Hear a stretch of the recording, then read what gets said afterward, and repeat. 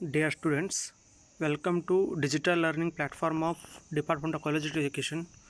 From this session onwards, we shall discuss the subject of fundamentals of financial management as prescribed by Karnataka University Dharwad for BCom 4th semester students. So unit 1 is the introduction to financial management. ವಿದ್ಯಾರ್ಥಿಗಳೇ, ನಿಮಗೆಲ್ಲ ಗೊತ್ತಿರ್ಬೋದು, ನೋಡಿ ಇಲ್ಲಿ subject name ಬಂದುಬಿಟ್ಟು financial management ಅಂತ ಇದೆ. So management subject you have already learnt in first semester. You know that management is a process consisting of planning, organising, directing and controlling firms activities in order to achieve predetermined goals. ವ್ಯವಸ್ಥಾಪನೆ, ನಿರ್ವಹಣೆ ಅಂತಂದರೆ ವ್ಯವಹಾರದ ಪೂರ್ವ ನಿರ್ಧರಿತ ಉದ್ದೇಶವನ್ನು ಸಾಧಿಸಲು ನಾವು ವ್ಯವಹಾರ ಸಂಸ್ಥೆಯ ಚಟುವಟಿಕೆಗಳನ್ನು ಪ್ಲ್ಯಾನ್ ಮಾಡ್ತೀವಿ, ಯೋಜನೆಗಳನ್ನು ರೂಪಿಸ್ತೀವಿ, ಆರ್ಗನೈಸ್ ಮಾಡ್ತೀವಿ, ಸಂಘಟನೆಯನ್ನು ಮಾಡ್ತೀವಿ, ನಿರ್ದೇಶನ ಮಾಡ್ತೀವಿ, ಡೈರೆಕ್ಷನ್ ಮತ್ತು ನಿಯಂತ್ರಣವನ್ನು ಮಾಡ್ತೀವಿ. So financial management is nothing but applying management principles to the financial field. Okay, so you may know there are two words, ಎರಡು ಶಬ್ದಗಳಿದ್ದಾವೆ ಇಲ್ಲಿ. ಒಂದು ಫೈನಾನ್ಸು, ಇನ್ನೊಂದು ಮ್ಯಾನೇಜ್ಮೆಂಟು. ಮ್ಯಾನೇಜ್ಮೆಂಟು ನಿಮ್ಗೆ ಆಲ್ರೆಡಿ ಗೊತ್ತಿದೆ. So let us know the concept of finance. Finance may be defined as the art and science of managing money. Okay, ಹಣವನ್ನು ನಿರ್ವಹಣೆ ಮಾಡೋದು. ಹೌದಾ, ಹಣವನ್ನು ನಿರ್ವಹಣೆ ಮಾಡುವಂಥ ಒಂದು ಕಲೆ ಅಥವಾ ವಿಜ್ಞಾನ, ಅದಕ್ಕೆ ನಾವೇನಂತೀವಿ, ಫಿನಾನ್ಸ್ ಅಂತ ಕರಿತೀವಿ. So the major areas of finance are: one is the financial services which consists of banking and related institutions, personal financial planning, investments, real estate, insurance, mutual funds, etcetera. Okay, and the second component or the second area of finance is the corporate finance, managerial finance, which is nothing but the financial management. So the financial management is concerned with the duties of the financial managers in the business firm. ನಾನು ನಿಮಗೆ ಈ ಮೊದಲೇ ಹೇಳಿದಾಗೆ financial management ಅನ್ನೋದು it is the part of management only. Okay, here we apply principles of management to the finance field. Okay, so ಇಲ್ಲಿ ವ್ಯವಹಾರ ಸಂಸ್ಥೆಯ ಹಣಕಾಸು ವ್ಯವಸ್ಥಾಪಕರು ನಿರ್ವಹಿಸಬೇಕಾದಂಥ ಕರ್ತವ್ಯಗಳ ಬಗ್ಗೆ ನಾವು ಈ ವಿಷಯದಲ್ಲಿ ಕಲಿತೇವೆ. ಓಕೆ, ಸೊ ಹಾಗಾದರೆ ಯಾವ್ಯಾವ ಕೆಲಸಗಳನ್ನು ನಿರ್ವಹಿಸಬೇಕಾಗ್ತೈತಿ ಫೈನಾನ್ಷಿಯಲ್ ಮ್ಯಾನೇಜರ್ಸ್ ಅನ್ನೋದಾದರೆ, they perform such varied tasks as budgeting, financial forecasting, cash management, credit administration, investment analysis, funds management, etc. So budgeting ನೀವು ಕೇಳಿರ್ಬೋದು. ನಾವು ಬಜೆಟ್ ಅಂದರೆ ಮುಂಗಡ ಪತ್ರ ಅಂತ ಕರಿತೀವಿ. ಸೊ ಸರ್ಕಾರದವ್ರು ಏನು ಮಾಡ್ತಾರೆ, ಪ್ರತಿ ವರ್ಷ ಬಜೆಟನ್ನು ಮಂಡನೆ ಮಾಡ್ತಾರೆ, ನೀವು ಕೇಳಿರ್ಬೋದು. ಕೇಂದ್ರ ಸರ್ಕಾರ ಲೋಕಸಭೆಯಲ್ಲಿ ಬಜೆಟ್ ಮಂಡನೆ ಮಾಡ್ತೈತಿ, ರಾಜ್ಯ ಸರ್ಕಾರ ವಿಧಾನಸಭೆಯಲ್ಲಿ ಬಜೆಟನ್ನು ಮಂಡನೆ ಮಾಡ್ತಾರೆ. ಅದೇ ರೀತಿ ಕಂಪನಿಯಲ್ಲೂ ಯಾವುದ್ಯಾವುದು ವ್ಯವಹಾರ ಸಂಸ್ಥೆಯಲ್ಲಿ, ಆ ವ್ಯವಹಾರ ಸಂಸ್ಥೆಯಲ್ಲಿ ಬಜೆಟಿಂಗ್ ಅನ್ನೋದು ಇಂಪಾರ್ಟೆಂಟ್ ಆಗುತ್ತೆ. ಅವರು ಏನು ಮಾಡಬೇಕು, ಅವರು ಒಂದು ವರ್ಷದ ಆಯವ್ಯಯಗಳ ಪಟ್ಟಿಯನ್ನು ಅಡ್ವಾನ್ಸ್ ಆಗಿಯೇ ತಯಾರು ಮಾಡಬೇಕು. ಹೌದಾ, ಎಲ್ಲಿ ಹಣವನ್ನು ಹೂಡಿಕೆ ಮಾಡಬೇಕು, ಎಲ್ಲಿ ಹಣವನ್ನು ಗಳಿಸ್ಬೋದು, ಆದಾಯವನ್ನು ಗಳಿಸ್ಬೇಕು, ಯಾವ್ಯಾವ ಕಾರ್ಯಗಳಿಗೆ ಎಷ್ಟೆಷ್ಟು ಹಣ ಖರ್ಚಾಗ್ತೈತಿ, ಇದನ್ನೆಲ್ಲ ಲೆಕ್ಕ ಹಾಕೋದು, ಅದನ್ನು ಏನಂತೆ ಬಜೆಟಿಂಗ್ ಅಂತೀವಿ. ಫೈನಾನ್ಷಿಯಲ್ ಫೋರ್ಕಾಸ್ಟಿಂಗ್ ಅಂತಂದರೆ ಪ್ಲ್ಯಾನಿಂಗ್ ಮಾಡೋದು, ಮುಂಚಿತವಾಗಿ ಲೆಕ್ಕಾಚಾರ ಹಾಕೋದು. ಕ್ಯಾಶ್ ಮ್ಯಾನೇಜ್ಮೆಂಟ್, ಹಣದ ನಿರ್ವಹಣೆ ಮಾಡಬೇಕಾಗ್ತೈತಿ. ಹೌದಾ, finance is the life blood of business ಅಂತ ಕರಿತೀವಿ. ಹಣ ಇಲ್ಲ ಅಂತಂದರೆ, ಬಂಡವಾಳ ಇಲ್ಲ ಅಂತಂದರೆ ಯಾವ ವ್ಯವಹಾರನೂ ಇರೋದಿಲ್ಲ. ಕ್ರೆಡಿಟ್ ಅಡ್ಮಿನಿಸ್ಟ್ರೇಷನ್, ಹೌದಾ, ಗ್ರಾಹಕರಿಗೆ ಉದ್ರಿ ಕೊಡೋದಿರ್ತೈತಿ. ಉದ್ರಿ ನಿಯಮಗಳನ್ನು, ಉದ್ರಿಯ ಷರತ್ತುಗಳನ್ನು ನಿರ್ಧರಿಸುವುದು. ಇನ್ವೆಸ್ಟ್ಮೆಂಟ್ ಅನಾಲಿಸಿಸ್, ಹೂಡಿಕೆಯ ವಿಶ್ಲೇಷಣೆ. ಕಂಪನಿಯು ಹೂಡಿಕೆ ಮಾಡುವಂತಹ ಆಸ್ತಿಗಳ ವಿಶ್ಲೇಷಣೆಯನ್ನು ನಡೆಸೋದು. ಫಂಡ್ಸ್ ಮ್ಯಾನೇಜ್ಮೆಂಟ್, ಅದೇ ರೀತಿ ಬಂಡವಾಳದ ಮೂಲಗಳನ್ನು ನಾವು ವಿಶ್ಲೇಷಿಸಿ ಬಂಡವಾಳವನ್ನು ಪಡ್ಕೋಬೇಕಾಗ್ತೈತೆ ಮತ್ತು ಅದನ್ನು ಪರಿಣಾಮಕಾರಿಯಾಗಿ ಬಳಸ್ಕೋಬೇಕಾಗ್ತೈತಿ. ಸೊ ಇವೆಲ್ಲ ಫೈನಾನ್ಷಿಯಲ್ ಮ್ಯಾನೇಜರ್ಸ್ ನಿರ್ವಹಿಸುವಂಥ ಕರ್ತವ್ಯಗಳು. ಸೊ ಹಾಗಾದರೆ ಫೈನಾನ್ಷಿಯಲ್ ಮ್ಯಾನೇಜ್ಮೆಂಟ್ ಅಂದರೆ ಏನು? ಈಗ ಒಂದು ಉದಾಹರಣೆ ತೊಗೊಳ್ಳಿ. ಒಂದು ಹೊಸ ವ್ಯವಹಾರವನ್ನು ಯಾವುದೇ ಒಬ್ಬ ಉದ್ಯಮಶೀಲ ಸ್ಥಾಪನೆ ಮಾಡಿ ಬಯಸ್ತಾನಂತಂದರೆ, starting an a business or venture, an entrepreneur goes through 4 stages. Okay, he has to decide which assets, premises, machinery, equipment to buy. Okay, ಯಾವುದೇ ಒಬ್ಬ ಉದ್ಯಮಶೀಲ ಅದಾನೆ, ಅವನ ಹತ್ರ ಯಾವುದೋ ಒಂದು ಬಿಸ್ನೆಸ್ ಐಡಿಯಾ ಇದೆ. ಸೊ ಅವನು ಯಾವುದೋ ಒಂದು ವಸ್ತುವನ್ನು ಉತ್ಪಾದನೆ ಮಾಡಿ ಮಾರಾಟ ಮಾಡ ಬಯಸ್ತಾನಂತಂದರೆ, ಅಥವಾ ಯಾವ ಸೇವೆ ಸಲ್ಲಿಸಲು ಬಯಸ್ತಾನಂತಂದರೆ, ಸೊ ಅವನೇನು ಮಾಡಬೇಕು? ಫಸ್ಟಿಗೆ ಆ ವಸ್ತುವನ್ನು ಉತ್ಪಾದನೆ ಮಾಡಲು, ಆ ಸೇವೆಯನ್ನು ಸಲ್ಲಿಸಲು ಯಾವ್ಯಾವ ಆಸ್ತಿಗಳು, ಯಾವ್ಯಾವ ಅಸೆಟ್ಸ್ ಅವನಿಗೆ ಬೇಕಾಗ್ತವೆ, ಫಿಕ್ಸ್ಡ್ ಅಸೆಟ್ಸ್ ಬೇಕಾಗ್ತವೆ. ಲೈಕ್ ಪ್ರಿಮೈಸಸ್, ಹೌದಾ, ಕಟ್ಟಡಗಳು ಯಾವ ಬೇಕಾಗ್ತವೆ, ಎಷ್ಟು ಕಟ್ಟಡ ಬೇಕಾಗುತ್ತೆ, ಯಾವ್ಯಾವ ಮಷಿನರಿ, ಯಾವ ಯಂತ್ರೋಪಕರಣಗಳು ಬೇಕಾಗ್ತವೆ, ಮತ್ತು ಇತರೆ ಯಾವ ಆಸ್ತಿಗಳು ಬೇಕಾಗ್ತವೆ ಅನ್ನೋದನ್ನು ಅವನು ಮೊದಲಿಗೆ ನಿರ್ಧಾರ ಮಾಡಬೇಕು. Then second is the determining what is the total investment required for buying the assets. So ಏನು ನಾವು ಲಿಸ್ಟ್ ಅಂದಿವಲ್ಲ, ಈ ಯಂತ್ರೋಪಕರಣಗಳು, ಈ ಪೀಠೋಪಕರಣಗಳು, ಇಂಥ ಕಟ್ಟಡ ಬೇಕಾಗುತ್ತೆ ಅಂದಮೇಲೆ ಆ ಆಸ್ತಿಗಳನ್ನು ಖರೀದಿ ಮಾಡಲು ತಗಲುವ ವೆಚ್ಚ ಎಷ್ಟು, ಹೌದಾ, ಆ ಹೂಡಿಕೆ ಹಣ ಎಷ್ಟು, ಅದನ್ನು ಲೆಕ್ಕ ಹಾಕಬೇಕು. ಅದಾದ ನಂತರ ಈ ಸ್ಥಿರ ಆಸ್ತಿಗಳಲ್ಲಿ ಹೂಡಿಕೆ ಮಾಡಿದ ನಂತರ, apart from buying assets, the entrepreneur would also need to determine how much cash he would need to run the daily operations, like payment of raw materials, salaries, wages, etcetera. In other words, this is also defined as the working capital management. So ಹಣದ ಅವಶ್ಯಕತೆ ಬರೀ ಸ್ಥಿರ ಆಸ್ತಿಗಳಲ್ಲಿ ಹೂಡಿಕೆ ಮಾಡಲು ಅಷ್ಟೇ ಬೇಕಾಗುವುದಿಲ್ಲ. ಸ್ಥಿರ ಆಸ್ತಿಗಳ ಜೊತೆಗೆ ಚರ ಆಸ್ತಿಗಳಲ್ಲಿ ಹೂಡಿಕೆ ಮಾಡಲು ಹಣದ ಅವಶ್ಯಕತೆ ಇರ್ತೈತಿ ವ್ಯವಹಾರಕ್ಕೆ, ಹೌದಾ. So land, building, machinery, vehicles, equipments ಇವೆಲ್ಲ ಆಯಿತು, ಫರ್ನಿಚರ್ಸು, ಇಲ್ಲೆಲ್ಲ ನಾವು ಹಣವನ್ನು ಹೂಡಿಕೆ ಮಾಡ್ತೀವಿ. ಹಣ ಅದಕ್ಕಷ್ಟೇ ಬೇಕಾಗೋದಿಲ್ಲ, ಅದ್ರ ಜೊತೆಗೆ ನಮಗೆ ಪ್ರೊಡಕ್ಷನ್ ಆ್ಯಕ್ಟಿವಿಟಿಯನ್ನು ನಾವು ಕ್ಯಾರಿ ಆನ್ ಮಾಡಬೇಕಂತಂದ್ರೆ, ಹೌದಾ, ರಾ ಮೆಟೀರಿಯಲ್ಸನ್ನು ಪರ್ಚೇಸ್ ಮಾಡಬೇಕು, ಕಾರ್ಮಿಕರಿಗೆ ದಿನಗೂಲಿಯನ್ನು ಪಾವತಿ ಮಾಡಬೇಕು, ನೌಕರರಿಗೆ ಸಂಬಳವನ್ನು ಕೊಡಬೇಕು, ಹೌದಲ್ವಾ.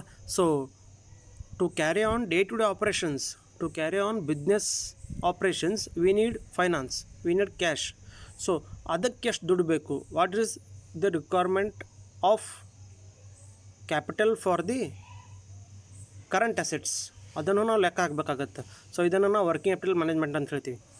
ಇದರ ನಂತರ ನಾವು ಲೆಕ್ಕ ಹಾಕಿದ ಮೇಲೆ ಸ್ಥಿರ ಆಸ್ತಿಗಳಲ್ಲಿ ಹಣವನ್ನು ಹೂಡಿಕೆ ಮಾಡಲು ಇಷ್ಟು ದುಡ್ಡು ಬೇಕು, ಆಮೇಲೆ ಚರ ಆಸ್ತಿಗಳಲ್ಲಿ ಹೂಡಿಕೆ ಮಾಡಲು ಇಷ್ಟು ಹಣ ಬೇಕು ಅಂತ ಲೆಕ್ಕ ಹಾಕಿದ ಮೇಲೆ, ಲೆಟಸ್ಸೆ ಫಿಕ್ಸ್ಡ್ ಅಸೆಟ್ಸಲ್ಲಿ ಹೂಡಿಕೆ ಮಾಡಲು ನಮಗೆ ಒಂದು 10 ಲಕ್ಷ ಬೇಕಾಗುತ್ತೆ, ಮತ್ತು ಚರ ಆಸ್ತಿಗಳಲ್ಲಿ ಹೂಡಿಕೆ ಮಾಡಲು ನಮ್ಗೆ 5 ಲಕ್ಷ ಬೇಕಾಗುತ್ತೆ, 15 ಲಕ್ಷ ಟೋಟಲ್ ರಿಕ್ವೈರ್ಮೆಂಟ್ ಇದೆ ಅಂತಂದರೆ, ನೆಕ್ಸ್ಟ್ ಏನು ಯೋಚನೆ ಮಾಡ್ತಾನೆ ಉದ್ಯಮಶೀಲ ಅಂತಂದರೆ, ಎಲ್ಲಿಂದ ನಾವು ಈ ಹಣವನ್ನು ಪಡ್ಕೋಬೇಕು.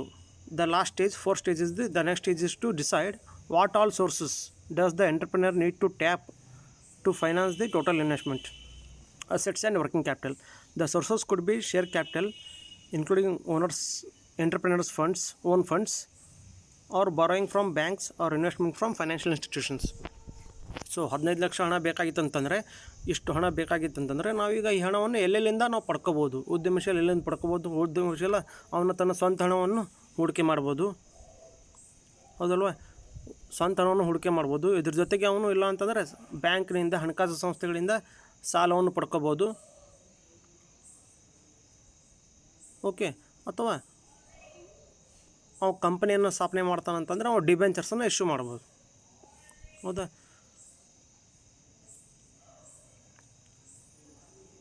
ಸೊ ಇಲ್ಲಿ ಮತ್ತೊಂದು ಅಂಶವನ್ನು ಏನು ಉದ್ಯಮಶೀಲ ತನ್ನ ತಲೆ ಇಟ್ಕೋಬೇಕಂತಂದರೆ, ಯಾವುದೇ ಬಂಡವಾಳ ಎಲ್ಲಿಂದಾದರೂ ಬರಲಿ, ಬಂಡವಾಳ ಉಚಿತವಾಗಿ ಬಂದಿರೋದಿಲ್ಲ. ಬಂಡವಾಳಕ್ಕೆ ಅದರದೇ ಆದ ವೆಚ್ಚ ಇರ್ತೈತಿ. ಹೌದಾ? ಯಾಕಂತಂದರೆ ಈಗ ನೀವು ನಿಮ್ಮ ಹಣವನ್ನು ವ್ಯವಹಾರದಲ್ಲಿ ಹೂಡಿಕೆ ಮಾಡ್ತೀರಾ ಅಂತಂದರೆ, ಎದಕ್ಕೆ ಹೂಡಿಕೆ ಮಾಡ್ತೀರಿ? ನೀವು ಹಣವನ್ನು ಲಾಭ ಮಾಡುವ ಉದ್ದೇಶದಿಂದ ಹಣವನ್ನು ಹೂಡಿಕೆ ಮಾಡಿರ್ತೀರಿ. ಹೌದಾ? ಸೊ ಹಣದ ಮೇಲೆ ಪ್ರತಿಫಲ ಬೇಕೇ ಬೇಕು. ಹೌದಾ? ಈ ಪ್ರತಿಫಲವನ್ನು ನಾವೇನಂತೀವಿ, ಅದಕ್ಕೆ ನಾವು ಬಂಡವಾಳ ವೆಚ್ಚ ಅಂತ ಕರಿತೀವಿ.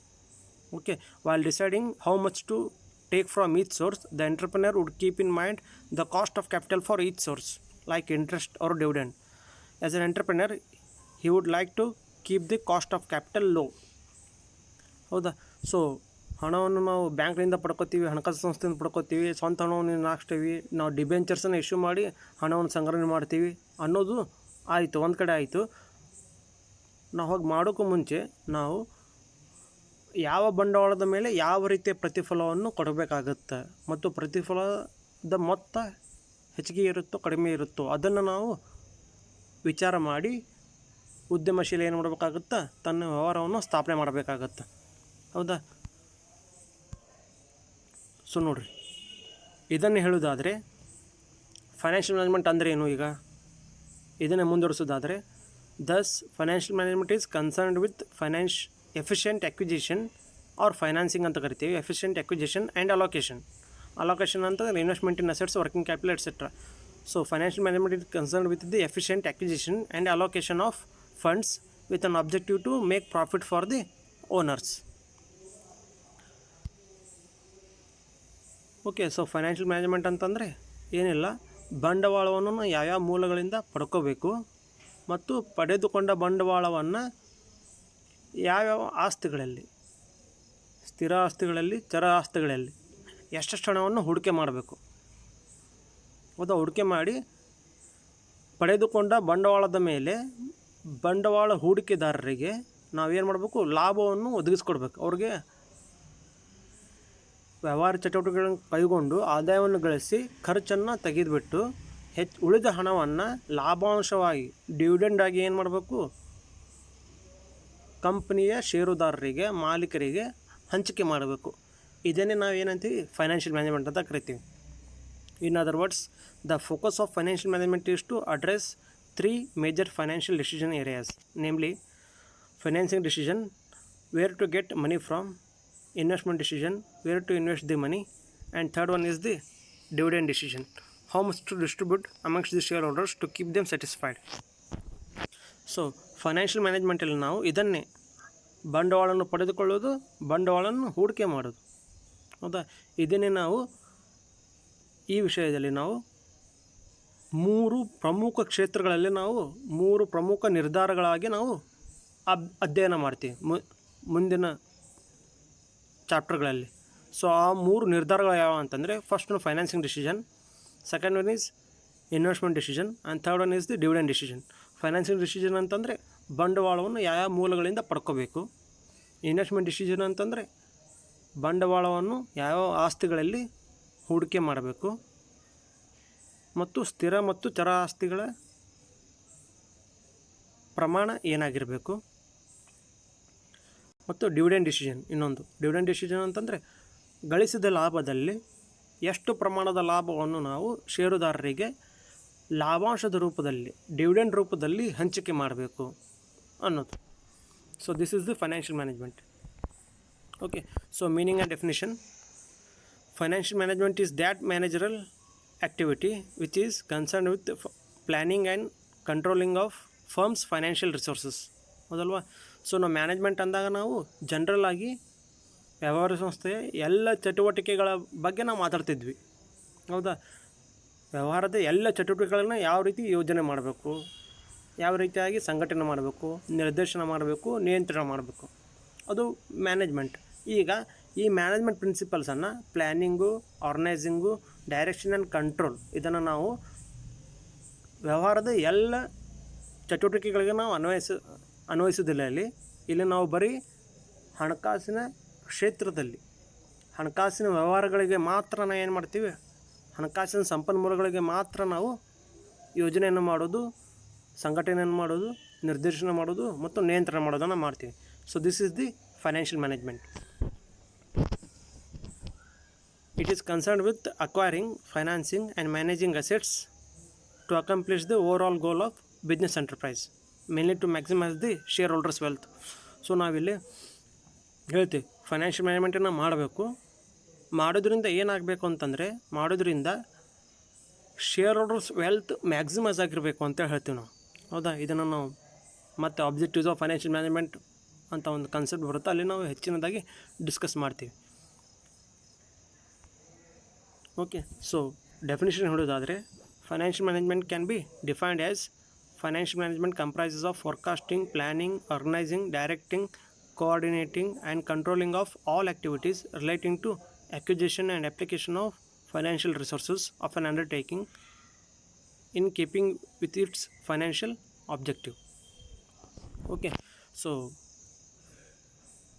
ಯಾವುದೇ ವ್ಯವಹಾರ ಸಂಸ್ಥೆ ಇರಲಿ, ಆ ವ್ಯವಹಾರ ಸಂಸ್ಥೆ ಹಣಕಾಸಿನ ಉದ್ದೇಶ ಏನು, ಹೌದಾ? ಆ ಹಣಕಾಸಿನ ಉದ್ದೇಶವನ್ನು ನಾವು ಸಾಕಾರಗೊಳಿಸಲು ನಾವೇನು ಮಾಡ್ತೀವಿ? Acquisition and allocation of financial ರಿಸೋರ್ಸಸ್ನ ಮಾಡ್ತೀವಿ.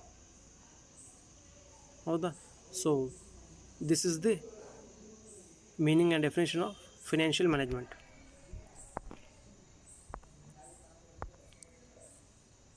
So these are the references I have used for making this presentation. Thank you, one and all.